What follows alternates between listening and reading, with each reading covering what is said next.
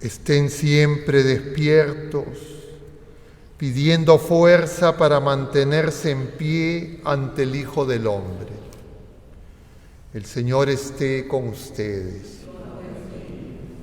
Lectura del Santo Evangelio según San Mateo.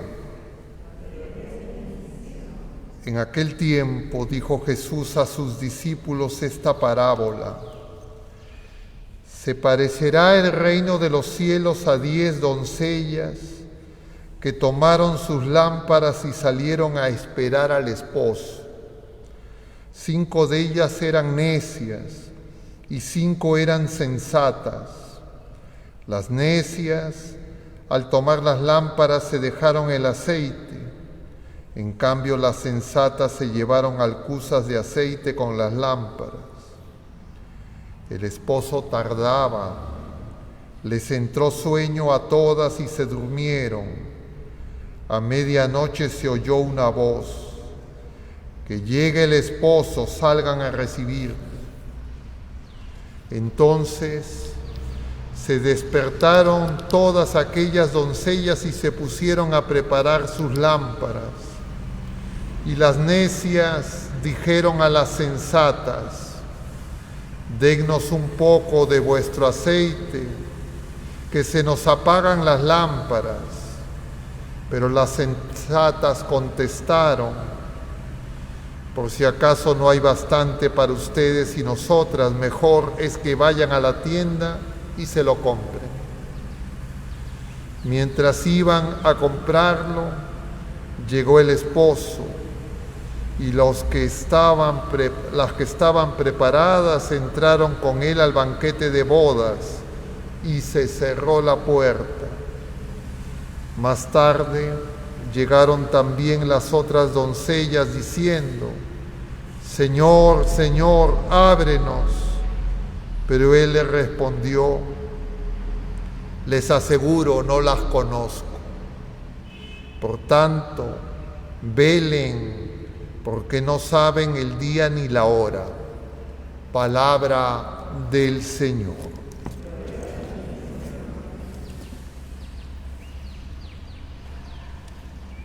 Muy queridos hermanos, estamos empezando este pasaje del capítulo 25 del Evangelio según San Mateo, que, como les mencionaba ayer, junto con el capítulo 24, se conocen como el discurso escatológico del Señor.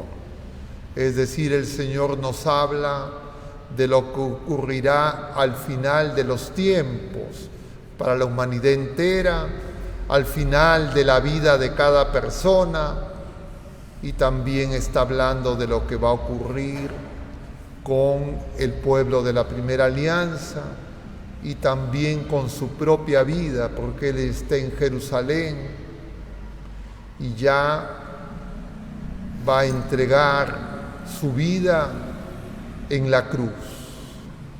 Y entonces el Señor, ya son sus últimas palabras que les dirige a los discípulos y a nosotros antes del escándalo de la cruz. Y esas palabras es que tenemos que estar despiertos, que tenemos que estar vigilantes. Y a través de esta parábola, de estas 10 doncellas, de estas 10 vírgenes, 5 necias y 5 sensatas, el Señor quiere que comprendamos en qué consiste esa preparación. Cómo nosotros nos preparamos para la venida del Señor. Y uno podría preguntarse: ¿y cuándo viene el Señor? La respuesta es que el Señor viene todos los días y siempre, en cada momento, a cada criatura humana, incluidos a los ateos, y también a nosotros. Y nosotros tenemos que recibirlo permanentemente, porque la preparación en el fondo es estar con el Señor, antes que venga, es decir, siempre ser uno con Él. Y el Señor pone por eso la figura de estas 10 mujeres, 10 doncellas, 10 vírgenes, dicen las distintas traducciones. Y habla de la necedad y de la sensatez son palabras similares al final del capítulo 7 del mismo Evangelio según San Mateo, con que termina el discurso del Sermón de la Montaña, cuando el Señor dice que hay que construir la casa sobre roca, y de esa manera somos prudentes, porque si no construimos sobre roca, entonces somos necios. Y efectivamente, esa prudencia, esas doncellas que son las que están preparadas, sensatas, son figura de la sabiduría, y San Pablo nos dice claramente que esa sabiduría es la cruz,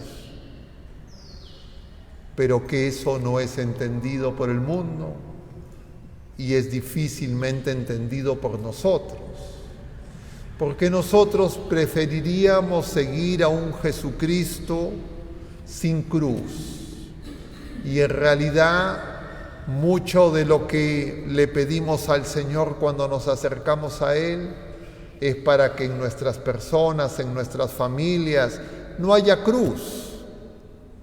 Pero en realidad la cruz que muchas veces no deseamos es la sabiduría de Dios, nos dice San Pablo. ¿Y por qué San Pablo llega a afirmar con tanto énfasis, como hemos escuchado en la primera lectura de la primera carta, en la primera lectura de la primera carta a los Corintios, estamos en el capítulo 1, esta sabiduría de la cruz? ¿En qué consiste? Por contraste, tal vez es más fácil de entender. Decíamos que cuando San Pablo sale de Atenas, donde su predicación no es acogida y es rechazado y es objeto de burlas cuando habla de la cruz y de la resurrección, es decir, de la esperanza firme en la vida nueva que nos trae Jesucristo, San Pablo se da cuenta que si es que no se habla claramente de la cruz, no estamos verdaderamente anunciando el Evangelio, no estamos evangelizando. Y efectivamente hay muchas personas que se llaman cristianos, muchas sectas fuera de la iglesia, pero también dentro de la iglesia, que quisieran un evangelio sin cruz. Y entonces se habla del evangelio de la prosperidad, que todo nos va a ir bien y nada, ni siquiera los mosquitos nos van a picar. Y claro, eso no es cierto. Y el Señor nos lo dice con claridad: quien quiera venir en pos de mí, que se niegue a sí mismo, que tome su cruz y me siga. Y entonces la pregunta que en el fondo se hace San Pablo es: ¿por qué la cruz? ¿Por qué Dios, Verbo eterno encarnado, Jesucristo, siguiendo el designio del Padre, tomó la cruz? Y es que la paradoja es que las personas que en la vida presente reciben más dones de Dios no son las que más agradecen a Dios, y son las que más fácilmente caen en la autosuficiencia, en el orgullo, en la soberbia, y se apartan de Dios. Y eso ocurrió desde el principio. Pero cuando uno observa la historia de la humanidad, cuando ve el mundo, cuando ve la forma en que el mundo, la sabiduría humana, la filosofía, las ciencias, entienden la realidad presente, nos damos cuenta que esto está plenamente vigente. Porque el afán del mundo es, entre comillas, eliminar todo sufrimiento, todo dolor, toda enfermedad, incluso la pretensión de eliminar la muerte. Pero esa búsqueda, entre comillas, de eso que parecería deseable, lo hacen muchas veces eliminando al hombre, eliminando al enfermo, eliminando a los débiles, eliminando a los que no cuentan para el mundo, eliminando a los que a juicios del mundo son carga. Pero Jesucristo viene a salvarnos a todos y para darnos cuenta que ese dolor y ese sufrimiento es consecuencia, no de manera inmediata y lineal, pero sí tiene su raíz profunda en el rechazo a Dios y en el pecado.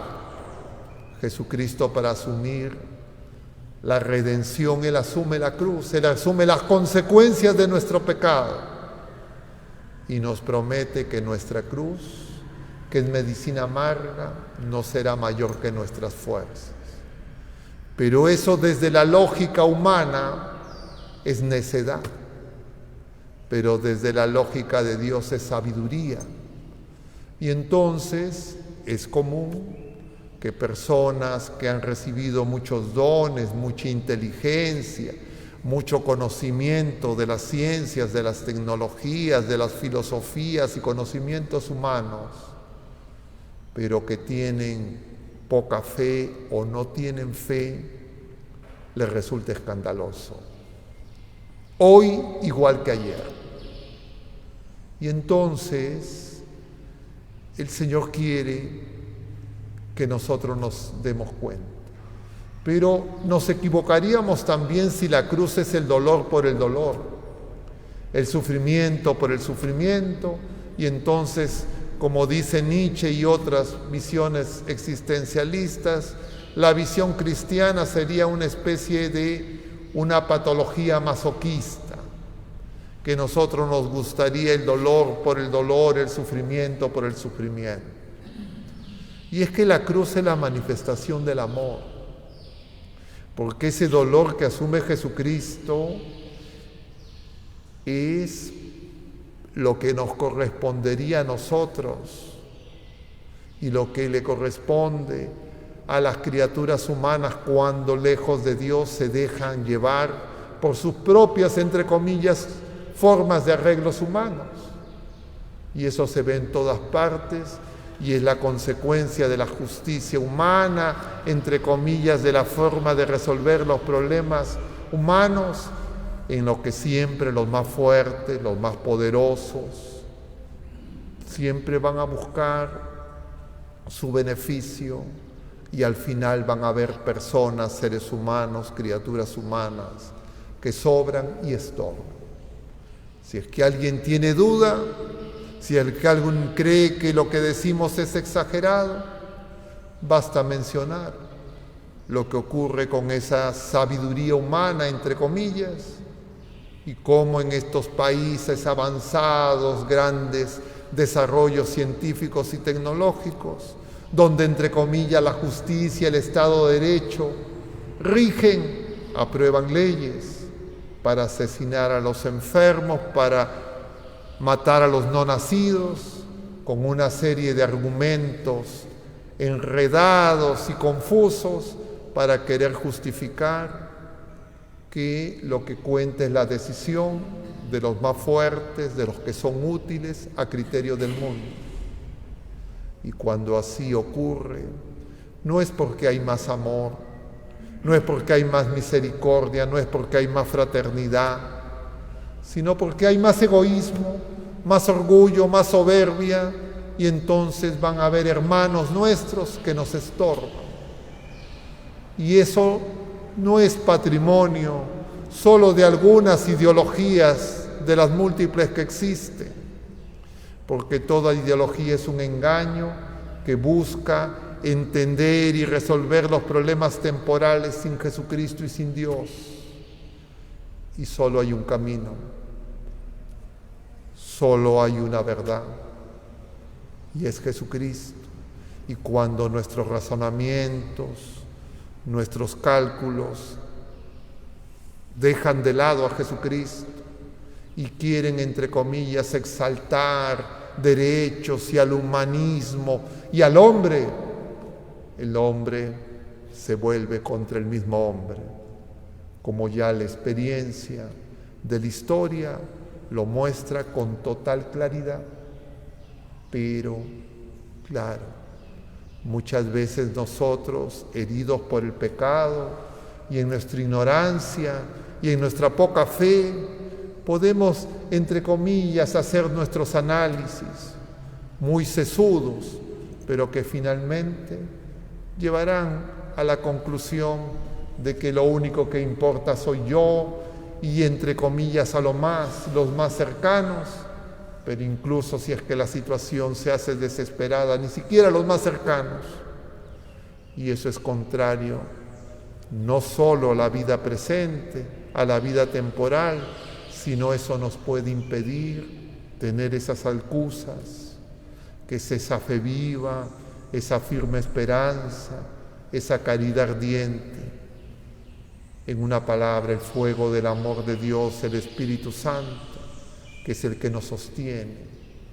Nos podemos dormir, nos podemos cansar, nos podemos en algún momento agotar, pero si una y otra vez vamos al Señor y pedimos su auxilio, cuando llegue el momento determinante, que no sabemos cuándo será, ni para ninguna persona, ni para nosotros mismos, ni para nuestras familias, ni para nuestro pueblo, ni para la humanidad en general, no veremos al Señor como un ladrón que nos viene a quitar, sino lo acogeremos con alegría, porque sabemos que ese día es el día donde la justicia divina pondrá cada cosa en su lugar, y lo que hay en el corazón de las criaturas humanas podrá ser purificado por ese amor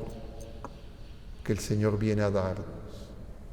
Él viene a salvarnos, no a condenarnos, no viene a asustarnos, sino quiere que nosotros, con los dones recibidos como criaturas racionales, podamos acoger a Él que viene manso y humilde, aparentemente insignificante, en cada Eucaristía, tanto en su palabra como en su presencia sustancial,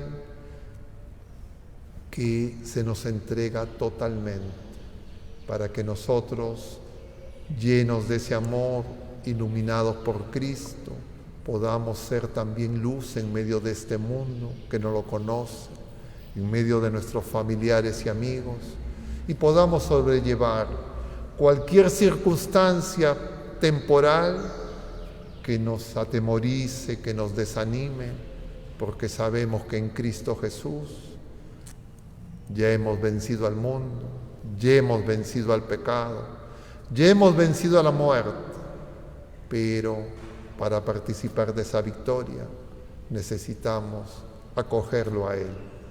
Que el Señor así nos lo conceda, y que nuestra Madre Santísima, San José, Santa Mónica, San Agustín y Santa Rosa de Lima, compatriota nuestra, nuestra paisana, que con mucha lucidez dijo que el único camino, la única escalera para llegar a la patria celestial es la cruz de Cristo, que no es masoquismo, sino es testimonio de amor. Que así sea.